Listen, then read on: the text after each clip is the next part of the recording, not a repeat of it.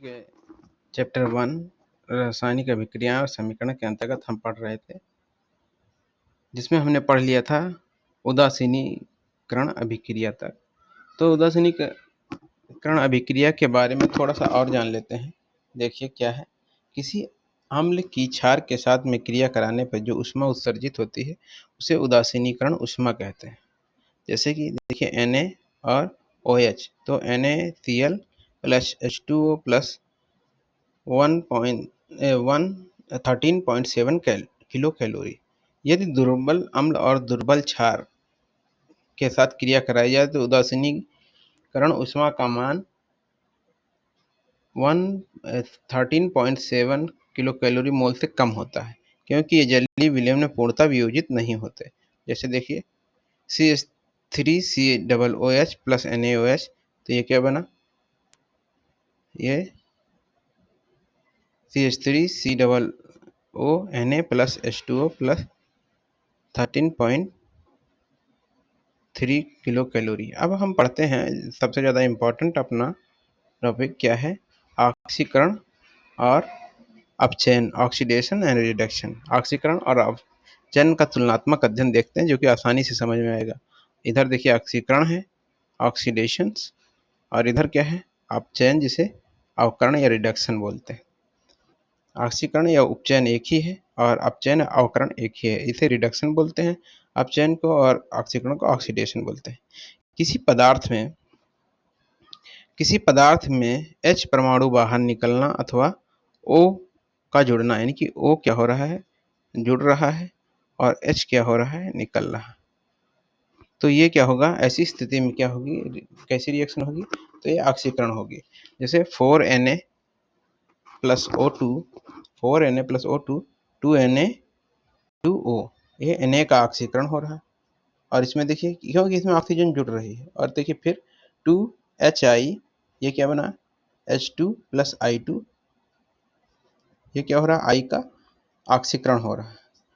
तो ऑक्सीकरण, अब इसमें क्या होता है, अपचयन में देख लीजिए, ये रिडक्शन में किसी पदार्थ से H परमाणु का जुड़ना, यहाँ क्या होगा, H जुड़ेगा और O माइनस होगा, निकलेगा बाहर, पर और O परमाणु का बाहर निकलना अपचयन कहलाता है। जस्ट उल्टा है इसके, जैसे CuO प्लस H2O, ये Cu प्लस H2O, CuO का अपचयन हो रहा है।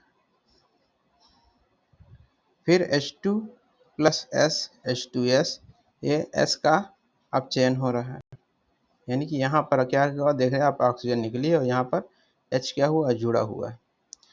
अब आगे देखिए दूसरा अंतर क्या है, ऑक्सीकरण में, यहाँ पर देखिए ऑक्सीकरण में किसी पदार्थ का धन विद्युतीय अवयव कम हो जाता है, जबकि ऋण विद्युतीय अवयव बढ़ता है। और अपचयन में धन विद्युतीय अवयव बढ़ता है और ऋण विद्युतीय अवयव घटता है। इलेक्ट्रोनेगेटिव कंपोनेंट जो होता है वो क्या होता है, बढ़ेगा, किसमें, ऑक्सीकरण में। आगे देखिए नेक्स्ट क्या है, इलेक्ट्रॉनिक सिद्धांत के आधार पर ऑक्सीकरण की वह प्रक्रिया है जिसमें इलेक्ट्रॉन मुक्त होते हैं, इलेक्ट्रॉन निकलते हैं, अर्थात यह इलेक्ट्रॉन त्यागने की प्रक्रिया है। जैसे कि M से निकला तो Mn प्लस में हो गया, ये N, और ये इलेक्ट्रॉन निकल रहा है। फिर Cu से ऐसे निकल रहा है तो 2 इलेक्ट्रॉन निकल रहे हैं, Mn1 से, इसी तरह ये इलेक्ट्रॉन निकलने की प्रक्रिया बता रहा है ना।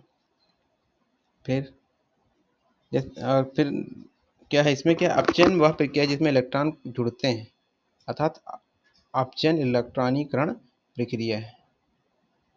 जैसे Mn और Ne जुड़ा तो M हो गया, Cu जस्ट इसके अपोजिट है, देखिए यही चीज़ है, बस अपोजिट है ना। तो SN4 ये हुआ, SN4 प्लस और 2E इलेक्ट्रॉन माइनस SN2 हुआ। इसी तरह ये होता रहता है। आगे देखिए ऑक्सीकरण में किसी तत्व की ऑक्सीकरण संख्या क्या होती है, बढ़ती है, ऑक्सीकरण संख्या बढ़ जाएगी। इसमें ऑक्सीकरण संख्या, अपचयन में किसी तत्व की ऑक्सीकरण संख्या क्या होगी, घट जाएगी।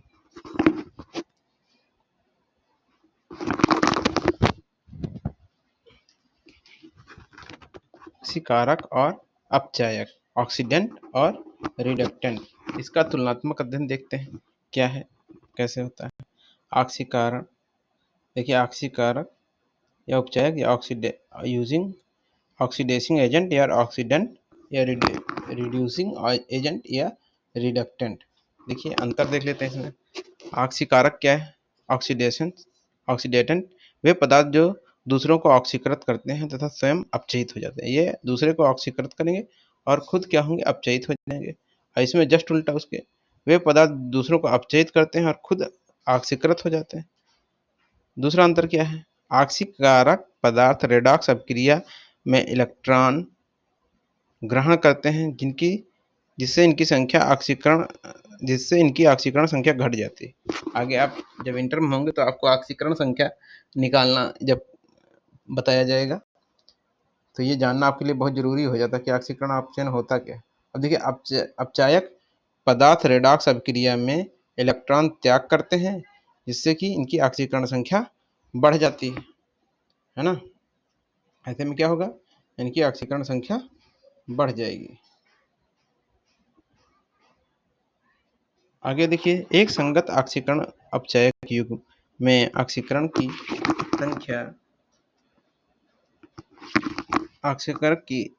संख्या सदैव अधिक रहती है। कैसी रहेगी? अधिक रहेगी। और इसमें देखिए रिडक्टेंट में इनकी ऑक्सीकरण और उपचायक युग्म में अपचायक की ऑक्सीकरण संख्या सदैव कैसी रहेगी? कम रहेगी। कैसी रहेगी? कम रहेगी।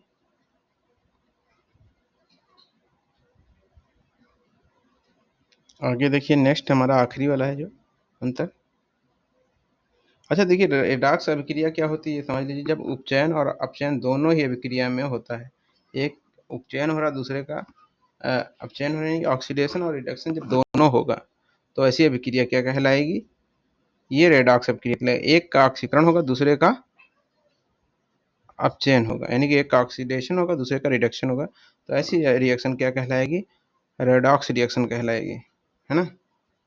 आगे देखिए, किसी पदार्थ में ऑक्सीकरण क्षमता उसकी इलेक्ट्रॉन ग्रहण करने की क्षमता पर निर्भर करती है और यही कारण है कि उच्च विद्युत ऋणात्मकता के पदार्थ प्रबल ऑक्सीकारक होते हैं। अब आगे देखिए, किसी पदार्थ की अपचायक क्षमता उसके इलेक्ट्रॉन त्याग करने की क्षमता पर निर्भर करती है तथा उच्च विद्युत धनात्मकता के प्रबल अपचायक होते हैं। जो उच्च विद्युत धनात्मकता के तत्व जो होते हैं प्रबल अपचायक होते हैं। और ये इसमें क्या देखिए, यही कारण उच्च विद्युत ऋणात्मकता के पदार्थ जो होते हैं प्रबल ऑक्सीकारक होते हैं। आगे देखिए, इसमें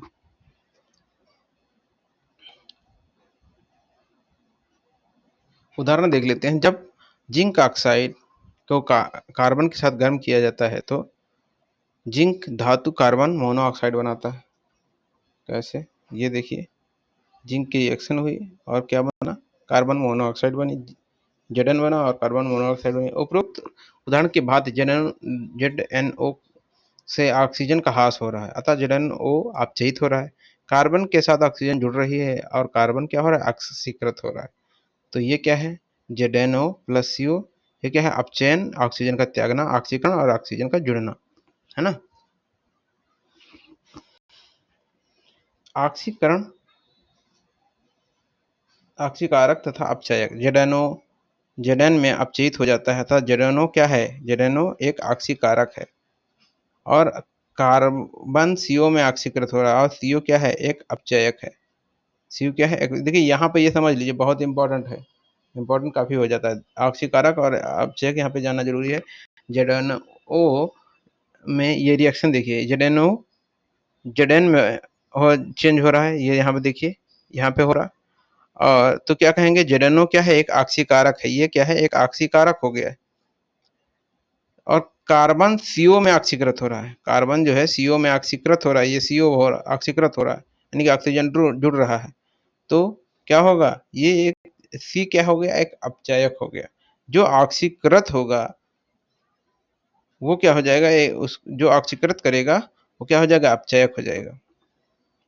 अब देखिए नेक्स्ट एग्जांपल देखिए, जब मैग्नीज डाइऑक्साइड MnO2 की अभिक्रिया हाइड्रोक्लोरिक अम्ल से कराते हैं तो मैग्नीज क्लोराइड तथा क्लोरीन और जल बनते हैं। जैसे देखिए MnO2 प्लस 4HCl और MnCl2 Cl2 2H2O।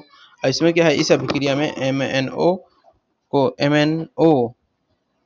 ऑक्सीजन को त्याग कर MnCl2 बनाता है और MnO2 MnCl2 में अपचयित हो जाता है। दूसरा देखिए स्टेप क्या है, HCl हाइड्रोजन का त्याग कर Cl2 बनाता है, अतः HCl Cl2 में ऑक्सीकृत हो जाता है।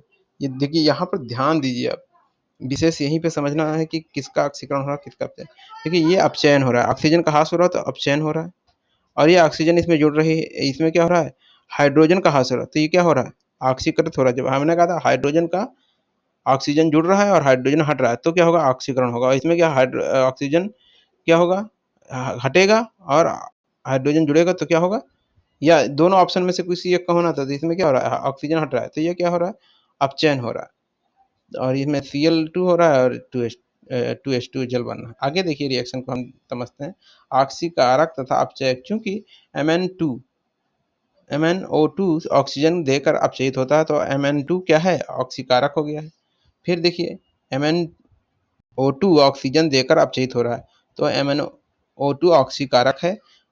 और सेकंड स्टेप में देखिए, चूंकि HCl जो हाइड्रोक्लोरिक अम्ल है, ये हाइड्रोजन त्याग कर ऑक्सीकृत हो रहा है तो HCl क्या है, एक अपचयक है।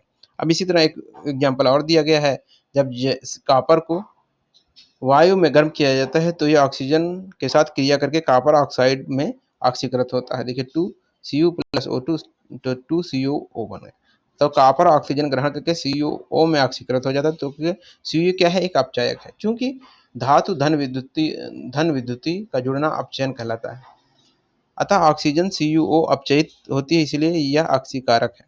अब देखिए यहाँ विशेष तौर पे देख लीजिए क्या है, जिस प्रकार CuO को वायु में गर्म करने पर CuO में ऑक्सीकृत होती है, उसी प्रकार अन्य धातुएं जैसे Na2O में, MgO में और Al2CO3 में ऑक्सीकृत होती है। धातुएं जैसे, जो धातुओं में जानते हैं, धातुएं क्या होती हैं, धन विद्युती होती हैं, का जुड़ना अपचयन कहलाता है, जबकि अधातुएं ऋण विद्युती होती हैं, का जुड़ना ऑक्सीकरण कहलाता है। धातुएं धन विद्युती का त्यागना ऑक्सीकरण कहलाता है। धातुओं का त्यागना क्या होता है, ऑक्सीकरण होता है, जबकि अधातुओं का त्यागना अपचयन कहलाता है। और धातुओं का जुड़ना क्या होता है, अपचयन होता है ना। आगे देखिए, जब पोटेशियम आयोडाइड के विलयन में क्लोरीन प्रवाहित होती है तो पोटेशियम क्लोराइड बनता है और आयोडीन गैस निकलती है। ये देखिए 2Ki प्लस Cl2 तो क्या बना, 2KCl और I2। आगे देखते हैं, परिवर्तित हो रहा है और पोटेशियम Cl2 में जुड़ता है, चूंकि धातु का जुड़ना अपचयन कहलाता है, और Cl2 KCl में और अपचयित हो जाती है और Cl2 ऑक्सीकारक। इसी तरह देखिए Ki I2 में परिवर्तित हो जाता है, K धातु Ki से निकलती है, चूंकि धातु का निकलना ऑक्सीकरण कहलाता है, अतः Ki से I2 में ऑक्सीकृत होती है तथा Ki अपचायक है। फेरस क्लोराइड, एक और उदाहरण देख लीजिए इसी का। फेरस क्लोराइड FeCl2 विलयन के साथ जब जिंक की अभिक्रिया होती है तो जिंक क्लोराइड या ZnCl2 और आयरन बनता है। जैसे देखिए ये ZnFeCl2 plus ZnCl2 plus Fe। अब देखिए यहाँ पर Cl2 और Zn के साथ जुड़कर ये ZnCl2 बनाता है। चूंकि अधातु का जुड़ना ऑक्सीकरण कहलाता है, इसलिए Zn ऑक्सीकृत होता है तथा Zn अपचायक है। जिसका ऑक्सीकरण होगा तो क्या होगा, एक अपचायक होगा। चूंकि FeCl2 से Cl2 अधातु निकल जाती है और आयरन Fe बनता है, FeCl2 Fe में अपचयित हो जाता है तथा FeCl2 ऑक्सीकरण के बाद ऑक्सीकारक के भांति क्या होता है, कार्य करता है। अब देखिए दैनिक जीवन में हम ऑक्सीकरण अभिक्रिया के प्रभाव देखते हैं, क्या क्या होते हैं प्रभाव, जो कि बहुत इंपॉर्टेंट है। ऑक्सीकरण के प्रभाव के कारण धातुएं और खाद्य सामग्री धीरे धीरे क्या होती है, नष्ट हो जाती है। ऑक्सीकरण के प्रभाव से धातुओं का नष्ट होने को संक्षारण कहते हैं। ऑक्सीकरण के प्रभाव से धातुएं नष्ट होती हैं, इसी प्रक्रिया को हम क्या कहते हैं? संक्षारण कहते हैं। खाद्य सामग्री के नष्ट होने को विकृत गंधिता कहते हैं। किसके कारण? ऑक्सीकरण के कारण। अब देखिए संक्षारण या कोरिजन। संक्षारण एक वैद्युत रासायनिक प्रक्रिया है। जब कोई धातु अपने आसपास के अम्ल, नमी आदि के संपर्क में आती है तो यह संक्षारित होती है। इस प्रक्रिया को संक्षारण कहते हैं, जिसे कोरिजन कहते हैं। संक्षारण के कारण चांदी के ऊपर काली परत और तांबे के ऊपर हरी परत चढ़ जाती है। फिर से समझिए इसको। संक्षारण एक वैद्युत रासायनिक प्रक्रिया है। जब कोई धातु अपने आसपास के अम्ल, नमी आदि के संपर्क में आती है तब यह संक्षारित हो जाती है। इस प्रक्रिया को संक्षारण कहते हैं। संक्षारण के कारण चांदी के ऊपर काली परत और तांबे के ऊपर हरी परत चढ़ जाती है। आगे देखिए इसमें क्या है। लोहे से बनी हुई वस्तुएं चमकीली होती हैं, किंतु कुछ समय पश्चात क्या होता है? अम्ल, नमी के संपर्क में आने के कारण उनमें लालिमा युक्त भूरे रंग की परत चढ़ जाती है और इस प्रक्रिया को लोहे का जंग लगना क्या कहते हैं? लोहे का जंग लगना कहते हैं। अब देखिए इसमें जंग का रासायनिक सूत्र 4Fe plus O3O2 plus 2XH2O और ये बनता है क्या हमारा 2Fe2O3 इंटू XH2O। ये हाइड्रोफेरिक ऑक्साइड है, जो जंग है। ये जंग का क्या है? ये जंग का रासायनिक सूत्र है। अब देखिए यहाँ पे यह भंगुर होता है इसमें और समय के साथ धातु की सतह से पृथक होता रहता है, जिसके कारण लोहे से बनी हुई वस्तुएं क्षतिग्रस्त होती रहती है। आप देखे होंगे कि जंग लगी हुई चीजें कैसे कैसे बेकार होती है, जो कि हमने स्टार्टिंग जब करी थी, जब रासायनिक समीकरण बताया था तो दिखाया था आपको कि जो लोहे की चेन होती है शुरुआत में कितनी साफ होती है, बाद में कैसी हो जाती है ना, रासायनिक परिवर्तन में बताया था आपको। संक्षारण के कारण कार के ढांचे, पुल, जहाज, धातुएं, विशेषकर लोहे से बनी वस्तुएं बहुत क्षति होती है। इससे बचने के लिए लोहे के सतह पर क्या कर दिया जाता है? पेंट कर दिया जाता है, जिससे इसकी सतह खुली नहीं रहती और नमी और वायु के संपर्क में नहीं आती है, जिसके कारण लोहे पर जंग नहीं लगता। अब देखिए विकृत गंधिता क्या होता है? एसिडिटी। विकृत गंधिता जब वसा युक्त या तैलीय खाद्य सामग्री को लंबे समय तक रखा जाता है तो उसका स्वाद और गंध में परिवर्तन आ जाता है। इसे विकृत गंधी या रेसिडेंट कहते हैं और इस प्रक्रिया को विकृत गंधिता कहलाती है। जब वसायुक्त या तैलीय खाद्य सामग्री को लंबे समय तक रखा जाता है तब उसके स्वाद और गंध में परिवर्तन आ जाता है, जिसे विकृत गंधी कहा जाता है। और इस प्रक्रिया को क्या कहा जाएगा? विकृत गंधिता या रेसिडेंसिटी। और रेसिडेंट जो खाद्य पदार्थ खराब हो जाता है उसको। ऑक्सीकृत होने पर तेल और वसा विकृत गंधी हो जाते हैं। तैलीय तथा वसायुक्त खाद्य सामग्रियों के उपचयन ऑक्सीकरण को रोकने वाले पदार्थ जैसे प्रतिऑक्सीकारी एंटीऑक्सीडेंट मिलाए जाते हैं। प्रतिऑक्सीकारी उपचायक होते हैं, वे स्वयं ऑक्सीकृत हो जाते हैं तथा खाद्य सामग्री और तेल के ऑक्सीकरण को रोकते हैं, जिससे कि खाद्य सामग्री जल्दी विकृत गंधी नहीं होती, जल्दी खराब नहीं होती है। तो दो प्रमुख प्रतिऑक्सीकारी कौन कौन है? BHA जिसे ब्यूटीलेटिल हाइड्रॉक्सी एनिसोल तथा BHT ब्यूटेलेटिल हाइड्रॉक्सी टाइलुइन हैं। ये ध्यान रखिएगा। दो प्रतिऑक्सीकारक कौन कौन से हैं? BHA और BHT। ये ब्यूटिलेटी हाइड्रॉक्सी एनिसोल और ब्यूटिलेटी हाइड्रॉक्सी टाइलुइन। विद्युत रोधी बर्तन में तथा प्रकाश से दूर खाद्य सामग्री रखने से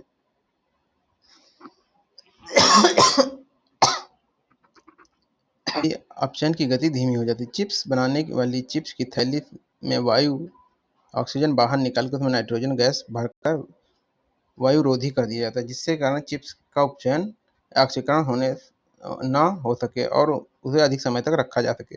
क्योंकि नाइट्रोजन गैस अक्रिय होती है, कम तापमान पर ऑक्सीकरण धीमा होता है, इसलिए खाद्य सामग्री को फ्रिज में रखने पर विकृत गंध होने में समय लगता है और भोजन अधिक समय तक खराब नहीं होता है।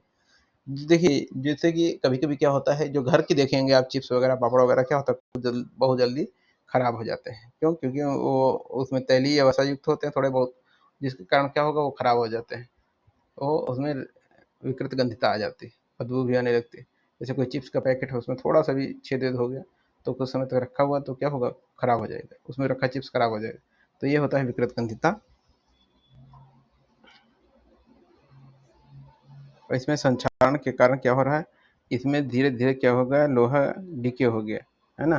तो ये क्या हो रहा है, संक्षारण से इस तरह जो है ऑक्सीकरण हो के ऑक्सीकरण इस तरह से इसमें नुकसान भी हो रहा है ना। एक चेन कैसी होती है, पहले देखिए एक चेन कैसी होती है, इस तरह होती है लोहे की, और बाद में ये क्या होता है, उसका संक्षारण होना प्रारंभ हो जाता है। ये ऑक्सीजन से नमी और से रिएक्शन करके कुछ इस तरह हो जाती है ना। देख सकते हैं टीन शेड भी इसका एक अच्छा उदाहरण है। न्यू ऐसी होती है, बाद में ये क्या होता है, संपर्क में आके इस तरह कुछ हो जाते हैं, है ना। कॉपर का कोरिजन हो रहा है, ये कॉपर है ब्राउन कलर का, इसमें ग्रीन जो है आपको ग्रीन कलर की एक लेयर दिखाई पड़े, परत दिखाई पड़ रही होगी, तो ये कॉपर का कोरिजन हो रहा है। हाँ, आप देख सकते हैं सिल्वर का कोरिजन, ये यहाँ से प्रारंभ होता है कोरिजन होना, यहाँ तक, और ये लास्ट में देखिए ब्लैक कलर की लेयर आ जाती है सिल्वर पे। तो ये क्या है, जो चांदी पर जो संक्षारण होता है वो ये है, कोरिजन ऑफ सिल्वर। ठीक है, जो है ब्रेड है, इसमें जो है इसलिए पैक्ड होती है उसका, इसमें देखिए रिंसाइडिटी स्टार्ट हो चुकी है ना। सैंडविच में विकृतगंधिता स्टार्ट हो चुकी है, रिंसाइडिटी, है ना। तो ये देख सकते हैं, ये आपके ये बहुत सारे उदाहरण है इसके। ठीक है, अगर जो वीडियो आपको हेल्पफुल लग रहा है तो इसको ज़्यादा से ज़्यादा शेयर करें, चैनल को सब्सक्राइब जरूर कर लें। Thank you for watching.